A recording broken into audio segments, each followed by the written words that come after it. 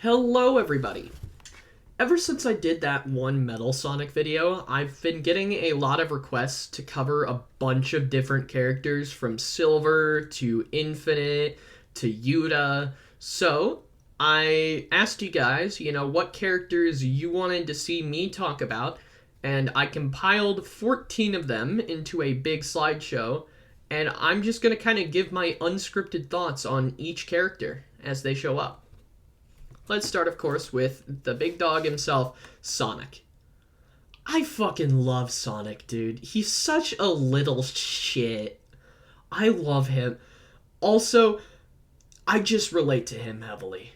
I don't kin fictional characters often, but he was the first character where I finally got it. I was like, I understand it now. He's just so me for real. I love him. Sonic is so cool, man. I wish people with ADHD were real. Let's talk about his inverse, of course, Scourge. Where do I start with Scourge? Okay, I like Scourge. I like him, but I'm not, the biggest fan of him. At first, he was kind of just uninteresting, and he kind of stayed that way until Ian Flynn started carrying him. I liked him in Hedgehog Havoc, but that's about the only Scourge storyline I remembered, and I had to look up the name. The prison break, I guess, was also kind of neat, but personally, I just think there are better Sonic doppelgangers, and I think there are better Sonic rivals than Scourge. Again, to be clear, I like him. I'm still sad that Ken Penders took him in the divorce, but I'm not, losing sleep over him, you know? He's fine. Scourge is fine. I like him. Yuuta! I think Yuuta is one of the most underrated Sonic characters. I'm not gonna lie. I was worried going into Blade of Courage that I wouldn't like it, because I never really liked, human tag-alongs, like Chris. But this is just like Chris Thorndike if he was actually done well. Yuuta is such a fun character, mainly because he actually has a personality. And it's one that plays off of Sonic quite well, actually. I quite like how he and Sonic interact, and how Sonic sort of helps him to be a better person. Also, just giving a kid, a full-ass, big-ass sword is fun. I like that. I think it's funny that they just, let's give this random-ass fucking kid a giant sword. I like Yuuta. I like Yuuta quite a bit. I also highly recommend Blade of Courage. It has some of the best Sonic characterization, hands down. If you can get your hands on an English translation by fans, I would highly recommend it. Mighty. I don't know, I mean, he's cool. Let me talk about... So there have been, 3 separate times Sega has tried to make Mighty into a modern character, and all 3 of them sucked. I'm so glad this fucker is stuck in the classic timeline. Look how ugly these are. The Archie design is fine. I say fine very hesitantly. It's passable. But I don't want Mighty to just be passable. You know? I think my favorite interesting aspect about Mighty is how he's kind of versatile. Depending on whatever game he's in, he's either going to be a Sonic stand-in or he's going to be a Knuckles stand-in. In his debut game, Sega Sonic the Hedgehog, obviously he kind of fills the archetype of Knuckles, being a red, strong guy. Because Sonic is, of course, filling the Sonic archetype, and Ray is there as kind of a Tails. Obviously, they don't play the same, but, a flying guy that is using one of the primary colors, and he's short, and he's a sidekick. It's basically Tails. But in Knuckles' Chaotix, he's more of a Sonic. He practically just is a reskin of Sonic. You can see by some of his sprites that he is heavily based on Sonic, and I don't know, I just find I kind of find a versatile character like that really interesting. Am I losing sleep over him being gone? Again, no, because every Modern Mighty design sucks, and I don't think we're ever going to get a good Modern Mighty design. But, you know, I hope next time they do another classic game, they bring him back again. He's fun. I like Mighty. Silver. This is my second favorite character in the entire franchise. I love Silver. I love Silver. Man, I love Silver. I don't know, it's just having, like, a character that has to actually deal with the ramifications of being as young as he is and having as incredible of power as he does. It's really interesting, and I like that, you know, he's in a good future now and he has something to fight for. He makes apple pies, he has an apartment, he has a beautiful blue sky city that he fights for, and yet he still has this, like, lingering sense of doom from the 06 timeline. We can see in stuff like Crossworlds, he still has, like, glimmers of like, recognition for the Solaris incident. Like, in Water Palace, he says something like, "The city of water. It's so beautiful. So why does it make my heart ache?" And you know what else is called the city of water? Soliana. He's remembering the Soliana incident, however vaguely. Some part of him deep down remembers that doomed timeline, and I find that so interesting. I really hope we get more expansion on Silver. I love him so much. I don't even know how to put into words just how much I think Silver is such a fascinating little freak. Blaze. She is one of the most underutilized Sonic characters, and it makes me so mad. It makes me so mad. She's so interesting, dude. Like, a look at a Monarch is not a position that we get often. Usually, we're either looking at, like, a business person or a criminal. There's not really a Monarch. There was Elise, but Elise was in a bad game again, and her writing wasn't the best, so because of that, they're never going to explore her interesting themes again.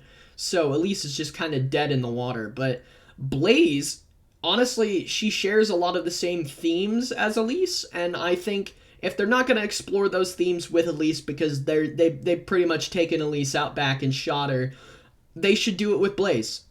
I think the way she is alienated by her powers is a very interesting sort of dichotomy with Sonic.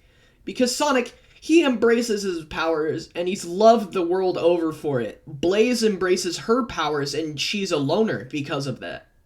She's been isolated her entire life because of her powers, and that's such an interesting inversion of what Sonic is. Sonic is carefree and cool. Blaze is reserved and often tries to control her temper, and Sonic is like the wind. Blaze is fire. I love Blaze. If it wasn't obvious, I love a lot of Sonic characters, but I particularly love Blaze and Silver. God, I think they should kiss. I love Sylvaise. Man, I don't even know how to, like, transition smoothly, because now I'm going, and I'm struggling of more things to say, because, like, it's hard to put into words what I love about Blaze and Silver. They're just so awesome. Let's talk about Big. I like Big. I don't have, like, particularly, like, earth-shattering, like, Big the Cat is the most groundbreaking Sonic character to ever exist. But, you know, I like Big. I think he's a fun side character. I hope he keeps showing up. He's funny. I like Big. Honey. Okay, this is interesting. Honey is one of the most fascinating Sonic characters to me because she's not... she's entirely a reference character. She's a reference to Honey from Fighting Vipers. But they kind of turned her into her own thing, and I honestly respect that a lot. You know, like in the Archie comics, she's a businesswoman. She's top of her game. And I really hope they're definitely not bringing her into the modern timeline as much as I would love it. But if they do more classic timeline stuff, I think they should explore her just a tad more. Obviously, I'm not, like, losing sleep over Honey, but I think it's so interesting how they turned this character that was entirely a reference. She was entirely thrown... She didn't even get to be in the game she's from. She got scrapped from the original Sonic the Fighters. I think it's so interesting to have a character like that and then turn them into their own thing. I think Honey should come back at some point. She's not at the top of my list at characters that should come back, because obviously that's Elise. Elise will always be my number one. I want her to get another chance so bad. But Honey's definitely up there, at least. I'd say top 10. Top 10 seem like fair placement? Yeah.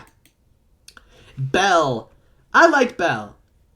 But that's mainly because I like the Mr. Tinkerer arc. I think it's fun that there was a nice Eggman and he built nice things. I like Belle.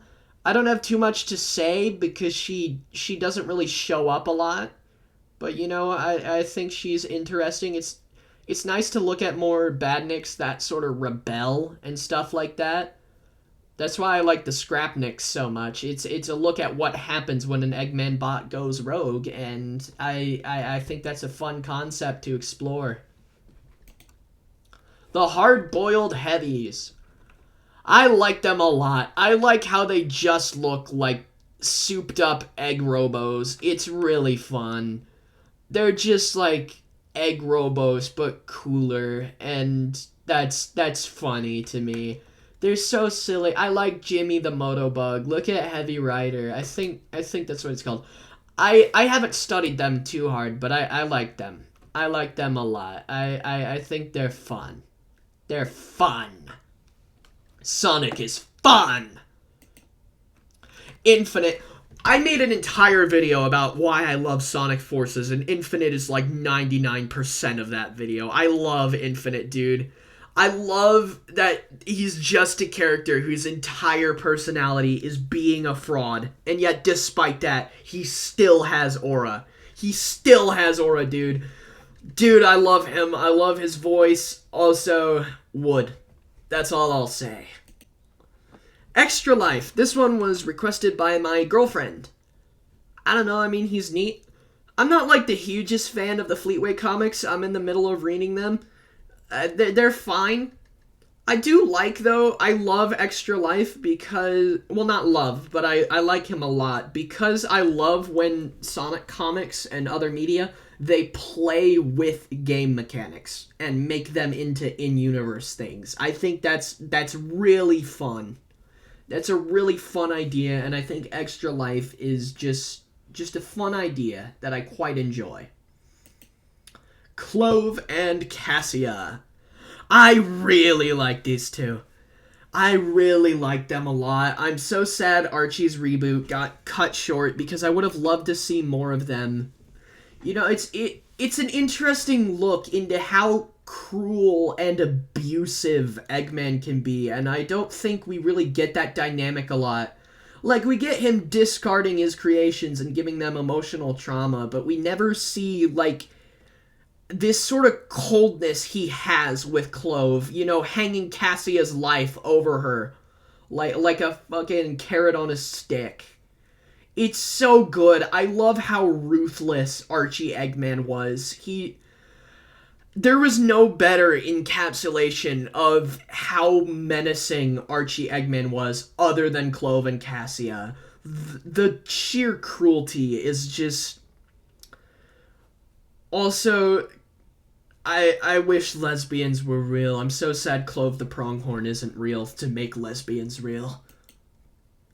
Heavy and Bomb. I love these little dudes. I love these little freaks, man. They're my favorite classic Sonic characters. I'm gonna keep it a buck with you. Like, of the characters that are stuck in the classic era, I fucking love Heavy and Bomb, dude. They're so silly. I love that we just don't know what they are. Like, we don't know if they're actually defecting from Eggman or if they're there to slow them down.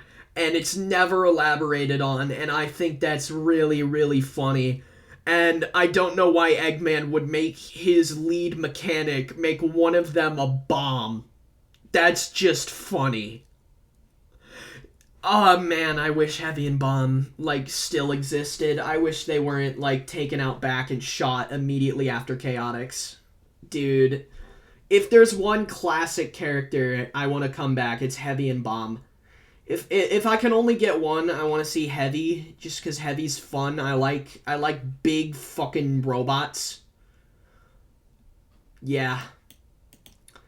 And that is the end of the presentation. My big fucking yap sesh. I hope you guys enjoyed. If I get enough requests in the comments, I'll do a topic on like another set of characters requested, because there are definitely more I could talk about, but as for today, this'll do it. Bye bye.